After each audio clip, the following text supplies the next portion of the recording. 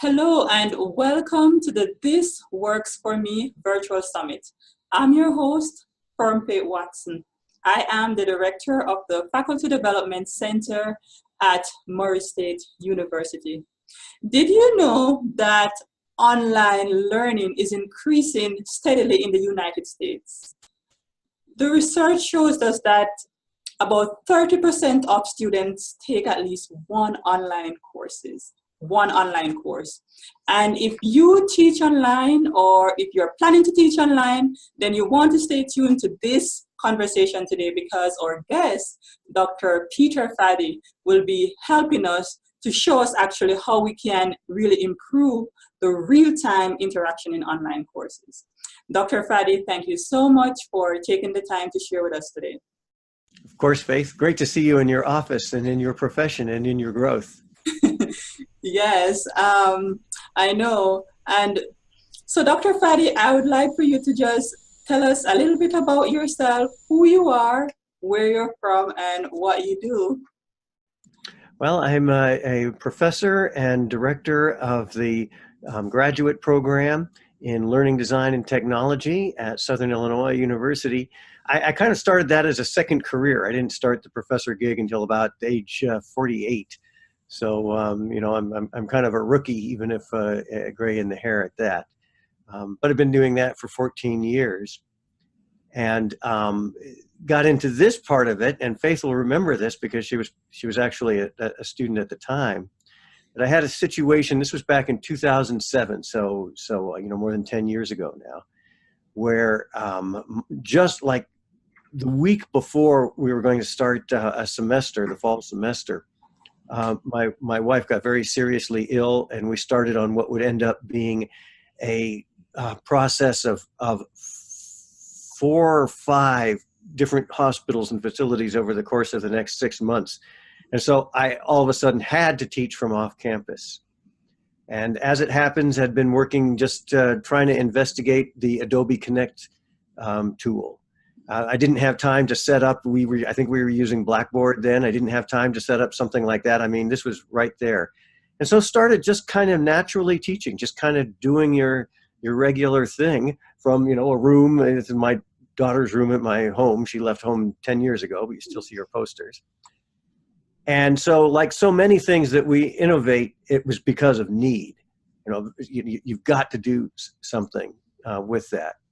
And it actually became kind of a comfortable thing. So that really is the basis of what we're talking about today, Faith, is just, being in that situation of having to do it. There happened to be tools right there and available. They were just developing those and had students who were open to learning and understanding of kind of experimenting as you go. And we actually had a really successful time. That was one of my favorite classes ever. Right. And so the title of your strategy is Blended Online Learning, using synchronous activities to promote engagement in online courses. And so I know you're going to be talking a little bit about real-time interaction. And so I'm going to ask you really to just clarify for those of us who might not understand the concept of synchronous online learning, what does that mean?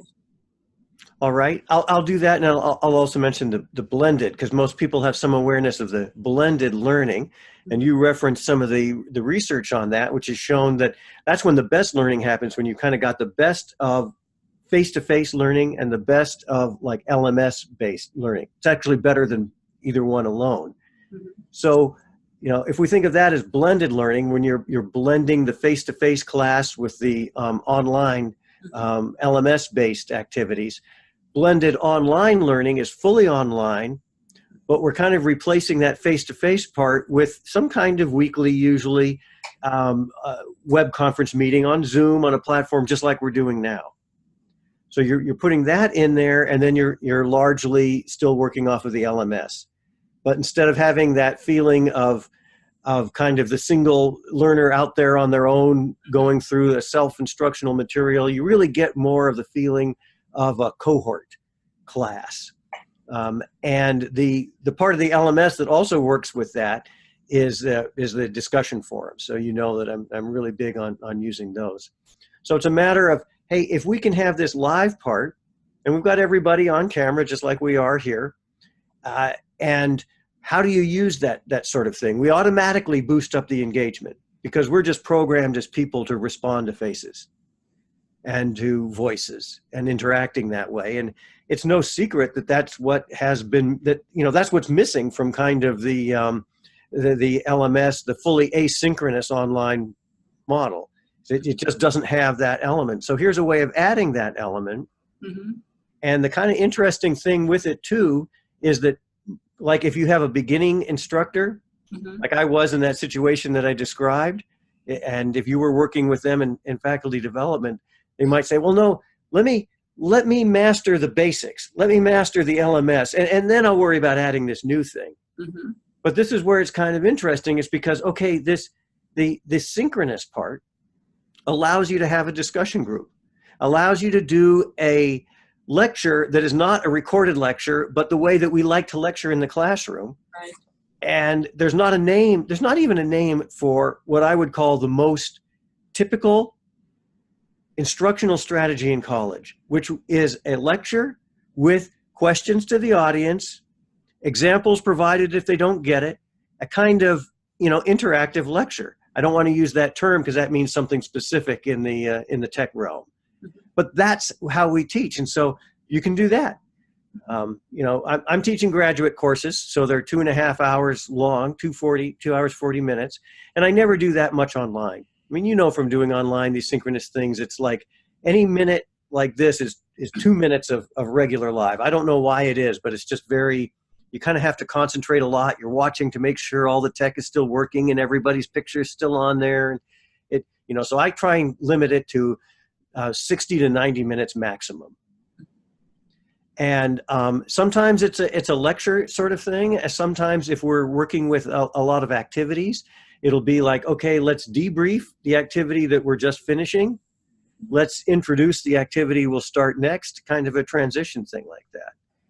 And of course, they're always recorded.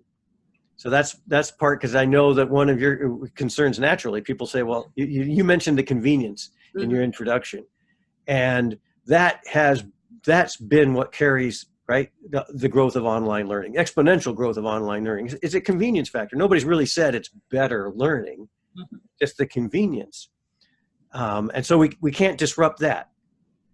So even though some of the people, like I'm going to get ready to teach the course in design and delivery of online learning using the blended online learning format. I'll start it, you know, tomorrow. And not everybody can be there at that time because they're all working professionals. There are 15 registered, probably, typically they're 10, 11, 12 in the meeting. Another 4 or 5 will just watch the recording. Now, they can't ask a question or whatever, but it's like watching a rerun of Saturday Night Live. You still get the live interactions. Yeah. You still get the value of that, even if you yourself are not live. That basically is what I mean, how the synchronous works in, and what I mean by blended online learning as it relates to the blended learning format that people are pretty familiar with. Yes, because I think it's really important to, when we talk about convenience in online course, knowing that that's the main reason why a lot of people register for the course in the first place, because of the convenience factor. But now you're taking it to another level. You're saying, okay, yes, you are here for the convenience, but how about if you benefit from something that you like during the face-to-face, that rich interaction that you typically have with your instructors? I am willing to offer it online, and the students benefit from it, but at the same time, you are recording it so that students who are not able to attend, they are able to see it. And I think students value that. From my research, the students they typically say, you know, record these lectures, put them online so that we can have it, or have live synchronous sessions. And even if we can't attend, we really like to watch the recording. So I think that's a good strategy. I have to say that you mentioned that I was a student in one of your class, and you mentioned the situation with your wife. I don't know if I told you this before, but I used to teach online for several years before taking that class.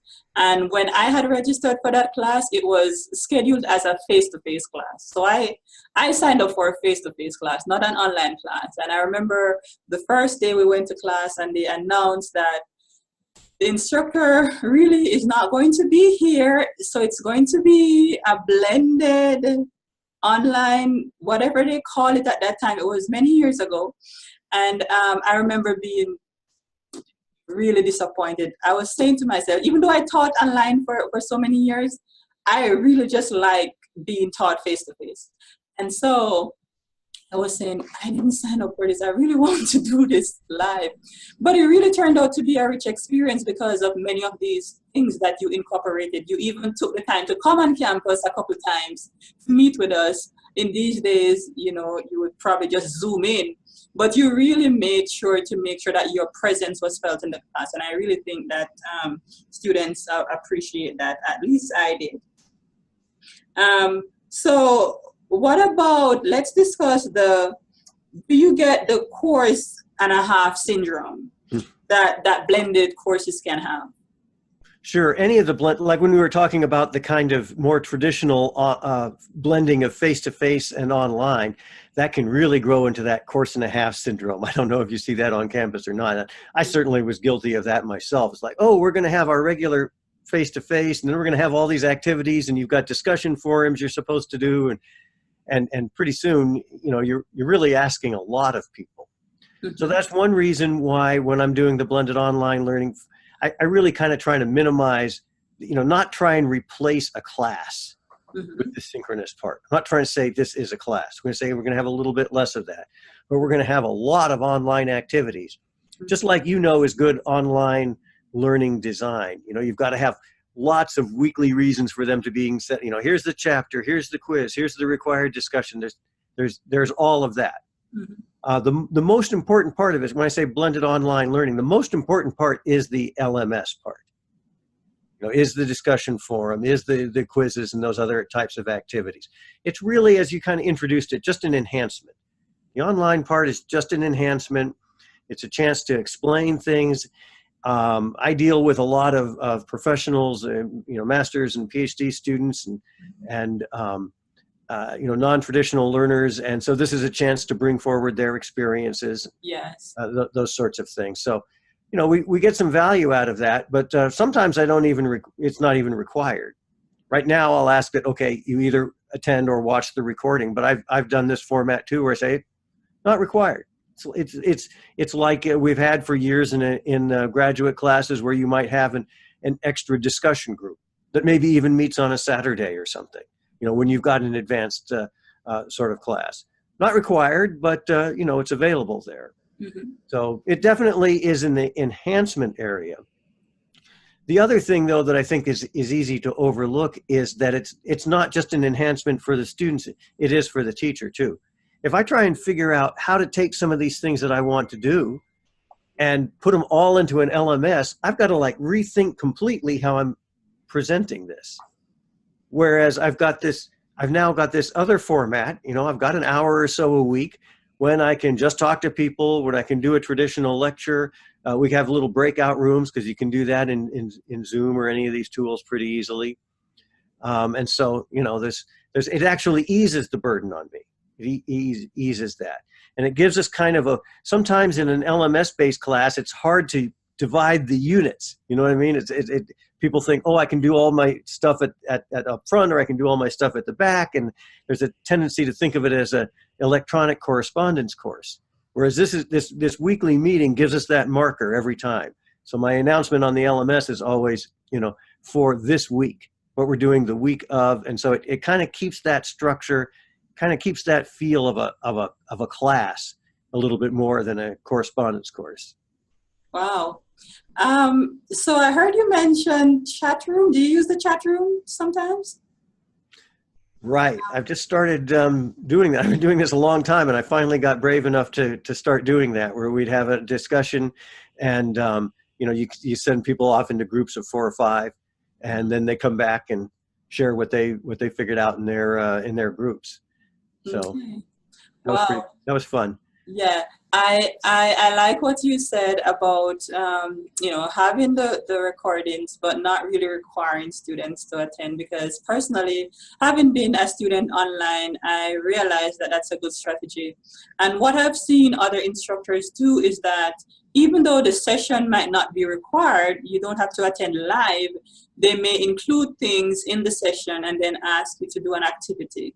So you're still held accountable if that's necessary in your course for the students to really, you know, even watch the recording if they did not attend, but then they were still held accountable for things that happened in that live session. So for people who are concerned about requiring the content of what happened in the interaction, that's one way to consider.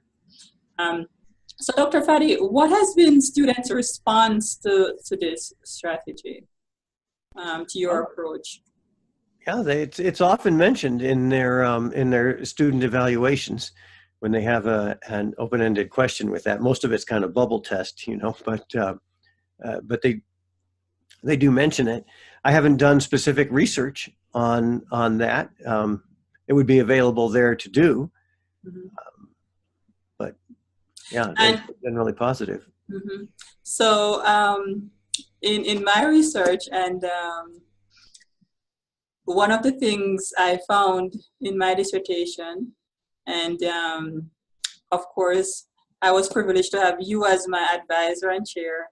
One of the things that I saw come out in one of the questions that we asked students was about their satisfaction in online learning. We asked them what are the things that help them to learn. And one of the things that students said is that ask us to interact with each other.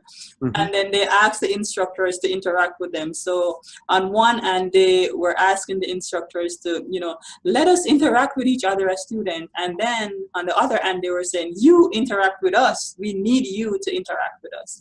And so we know that in some places, interaction, when you're setting up an online course at a university, interaction is required. And this is not something that people just made up because it sounds nice. It's something that really enhances learning. So, Dr. Fadde, how about challenges? It seems as if there, you know, things are going pretty well for you with your approach. Are there any challenges associated with it? There are very many challenges. First of all, anytime you bring in a new technology, you've got new challenges that you're building in there. And like I'm coming up, as I said, I'm just getting ready to start the course in that. And that then leads us to me, the most difficult part of any online course, which is starting. Just getting people there in the right place and that kind of thing. And we think of how the online and the face-to-face, we always had that first session and everybody kind of meets each other and here's the book and you go over the syllabus and you don't really do anything, you know, but you just get everybody in the time and the place together. And that becomes kind of a challenge. But yeah, in your two-factor approach to that, this synchronous can add a lot to the satisfaction aspect of it, but you're also taking some risks on the dissatisfaction part of it because there's things that can go wrong. The teacher might forget to record something, or the microphone doesn't work, or like, as we were staying ready to start our interview, I had to reboot my whole computer because that's the only way I could get it to recognize it. Sometimes it's a little rocky getting going with this. So you need to have kind of an understanding group, not necessarily expecting turnkey perfection. Exactly. I'll give an example of something that were probably overthought things in the learning theory class, and I think that's a class you would have had too. Just for years, we've always watched My Fair Lady when we talk about behavioral learning. It's really got great examples from that, and it's got some nice music tunes and such. And we do that as a group, and we watch it as a group, and we talk about it. So I wondered, how am I going to do that online? And so I got our Center for Teaching Excellence to put the movie, available online. And I tried to set it up where we would all watch the movie and have a chat forum going at the same time. Mm-hmm. And people were supposed to start at this, but people have whatever reason, they show up 5 minutes late. Well, now they're 5 minutes off from where everybody else was. Mm-hmm. And really got way too complicated. Mm-hmm. And so I realized for that activity, you know, just let them watch the movie on their own time, and then we'll have our discussion forum. Mm-hmm. Or when we have our weekly meeting, we would discuss the movie. But it was too much to try and have this idea of we'll watch the movie and have the chat together while we were doing that. So you try things, some things, you know, work or don't work, but I'll do that one differently next time. I'll do it essentially as an asynchronous activity that then we can talk about in our live meeting, or in the LMS discussion board, because we always have really, really rich, you know, discussion boards on that too. So that activity, which you would think of as this really kind of communal activity, that's what it always has been in the face-to-face class for 14 years of teaching that class, actually would work better as an essentially asynchronous activity. So, you know, that's the design of it. You learn and do better every time you try one of those things. Exactly. So yeah, there are plenty challenges to it. A lot of those things are kind of handled by having the culture you set up for the class, and you try and have some relationship with the students such that they understand that you're trying some new things, and you know, things aren't always perfect. They really can't expect a turnkey 100%. But as you so insightfully point out, the dissatisfaction and the satisfaction are different things. So just by really handling all of those dot the T's and cross the I's sort of stuff, right, with the LMS, so that people don't have mishaps with that, that's great. That takes care of the dissatisfaction, but doesn't create the satisfaction. On the other hand, we do need to be prepared that these things that we do to enhance the satisfaction can come at a cost. There's more things to go wrong. People can miss out on things. So a lot of that is just kind of having a culture of shared learning and shared exploration. You hope that carries you. That is so true, Dr. Fadde. And what I like about what you just shared is that you were able to reflect on your experience with the chat. And what I recall from your class is that whenever you did something that was new, you would come back to the class and you would say, how did that go for you? For example, if you use a chat in our class, you would have a debrief about it, and you would say to us, so how was that chat experience for you? And students would perhaps say, oh, well, I think too many people were talking at one time, or I really like this because I was able to respond in real time what was happening. And then you would be able to take that information and then make changes where appropriate. And I think that's what you're trying to communicate here today. And being a student in your class, I think that was a very noble thing to do, because it gives the impression, at least you were trying to really listen to your students to improve their learning, which is really the ultimate goal. And so, Dr. Fadde, let me ask you, if there is someone who is interested in having these live interaction with their students, but they are a little bit hesitant to start, what would you suggest to them to even just start trying to do this? Well, first of all, you contact your expert and helpful faculty development person, right? I mean, for somebody who's just started, that's why I say this is not necessarily an advanced method. For somebody, an experienced college teacher who's never taught online before, it's a lot smaller leap to using Adobe Connect with your PowerPoint, with your board to draw on, with the chat over here where students ask questions. That's a lot more familiar than, say, take all that stuff that you used to do and somehow turn it into asynchronous materials. Then you tend to say, okay, well, I'll post my PowerPoint. No, posting your PowerPoint is really, really bad. As I'm sure you would say to anybody, you know, that doesn't teach. Well, I'll post it with voiceover. Well, even that, making a screencast is probably more complicated than running an Adobe Connect class. So with the proper support from that, I think that it's something people can kind of ramp up and do even from the beginning. It's kind of the natural. You're just porting your natural teaching to an online environment. And as you do that, you start to experiment a little bit with the activities that work or don't work better in that. And this is the thing where the blended online is like the blended learning, in that at its best, it takes advantage of what's best about both of those. Remembering that when they do the research that you have referenced, the blended learning in the the face-to-face plus the online is more effective than face-to-face, and is more effective than online. I mean, that's when it gets really good. It's not necessarily an efficiency model, but it's an effective and engaging model. So when we can combine both of those, both for the learner, but also for the teacher, what are you comfortable at? I'm going to do a better job of teaching online if I'm comfortable, I'm enjoying myself, I'm enjoying the interaction with students. That's why we do this. It's not just on the receiver end. That interaction that we were talking about at the beginning is satisfying to the instructor too. And that's an important part of it as well. So how often do you do these interaction in your class?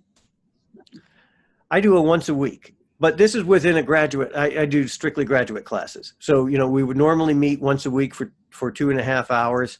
So I'll have this class I'm going to teach, I'll have the first meeting on campus, and we'll set a time when we want to do that. The class is scheduled to run from 6:30 to 9 at night.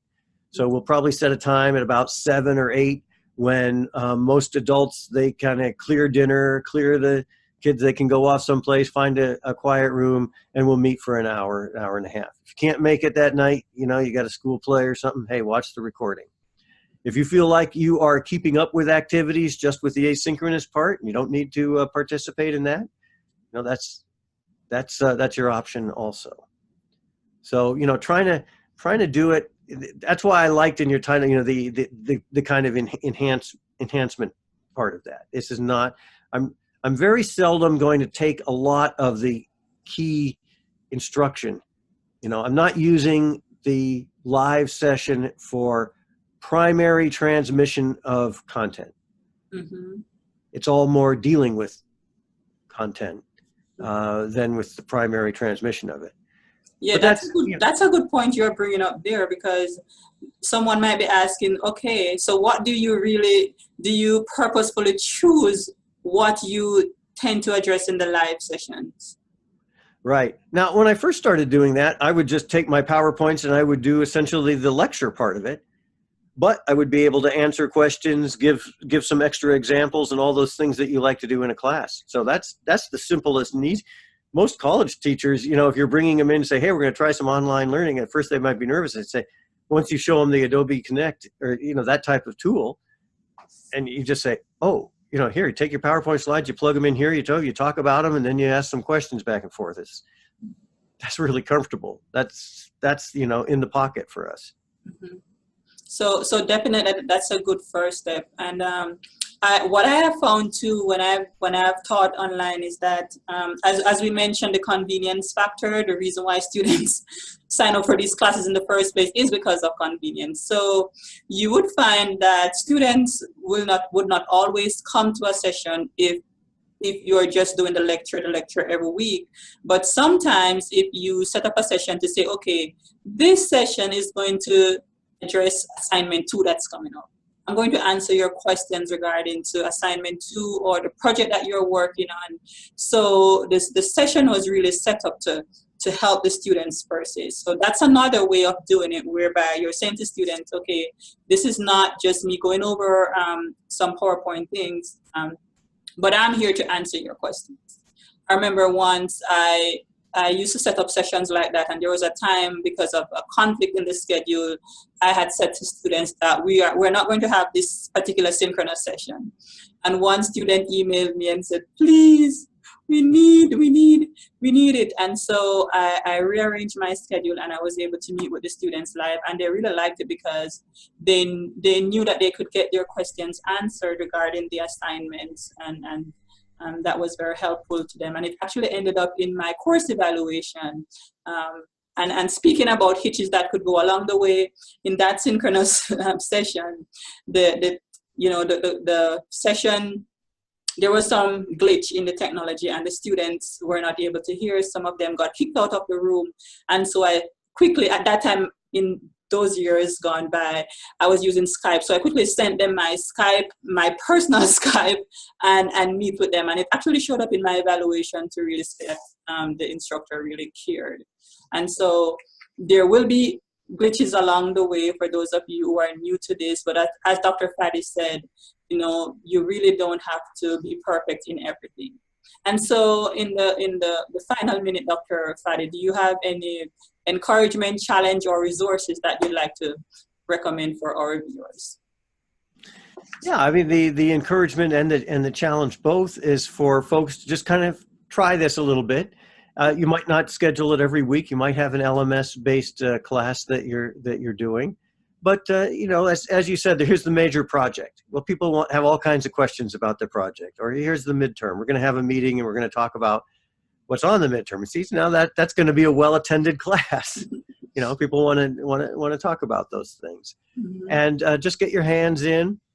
And it's not perfect, but you know, it helps when you start out if you have a driver.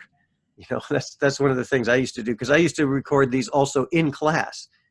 So I would be in the classroom and have people who were online in Adobe Connect at the same time. So that was a different kind of blending. And there's a whole international group, mostly Australians, who are researching that area now.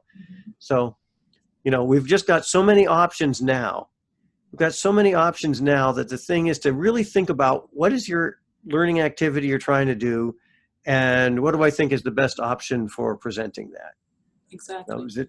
You know, do we need live interaction? Do we need to discuss this? Do people need to think carefully about what it is and discuss with each other? Or do we just need a nice, well-written procedure for them to follow that we can post on the thing?